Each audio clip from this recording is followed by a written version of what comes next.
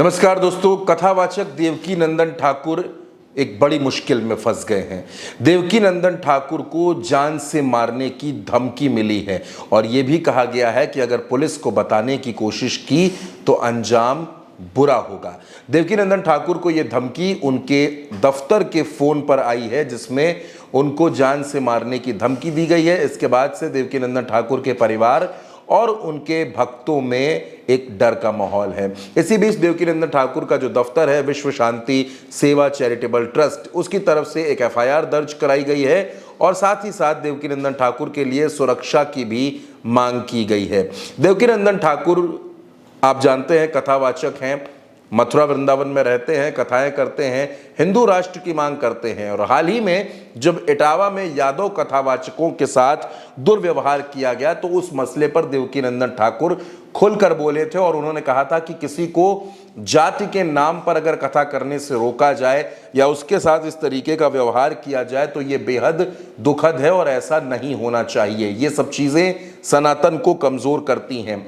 दोस्तों, इस बीच देवकी नंदन ठाकुर के दफ्तर की तरफ से जो एफआईआर दर्ज कराई गई है, जो शिकायत दी गई है, वो भी हम आपको बता देते हैं, वो भी हम आपको दिखा देते हैं। विश्व शांति सेवा चैरिटेबल ट्रस्ट की तरफ से ये शिकायत की गई है और ये शिकायत एसएसपी मथुरा से की गई है। एसएसपी मथुरा से जो शिकायत की गई है उसमें लिखा गया है कि महोदय, विनम्रता पूर्वक अवगत कराना है कि आध्यात्मिक धर्म गुरु सुप्रसिद्ध भागवत प्रवक्ता श्री देवकी नंदन ठाकुर जी महाराज के छठी करा वृंदावन रोड स्थित प्रिया कांजू मंदिर कार्यालय के मोबाइल नंबर के व्हाट्सएप पर किसी व्यक्ति द्वारा दिनांक 3 जुलाई को दोपहर में 3:25 के आसपास एक वॉइस मैसेज आया जिसमें धमकी थी। वो महाराज जी को 1 महीने में उड़ाने की धमकी दे रहा है।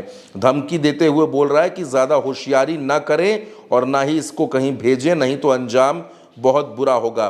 पहले भी महाराज जी को इस तरीके की धमकियां मिल चुकी हैं, उनकी गाड़ी पर हमला भी हो चुका है।